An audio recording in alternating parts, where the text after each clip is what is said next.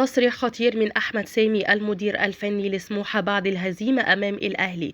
عقب الهزيمة التي تعرض لها فريق سموحة أمام الأهلي بنتيجة 2-0 في إطار منافسات الدوري المصري الممتاز، صرح أحمد سامي المدير الفني لسموحة عقب المباراة وقال: في البداية ببارك للنادي الأهلي على الفوز.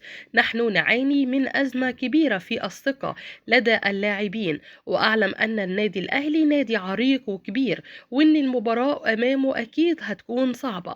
لدينا لاعبين جيدين لكن بحاجة إلى تدعيمات كثيرة في أكتر من مركز لتحسين أداء الفريق. وقال كمان إن تفوق الأهلي في المباراة، قال إن الأهلي يستحق الفوز وهو كان الأفضل طول المباراة، ونتمنى أن يكون الأداء أفضل في المباريات القادمة لسموحة.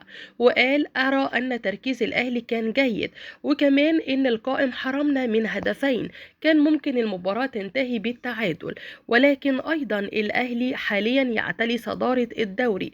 حظنا سيء إن احنا واجهنا الأهلي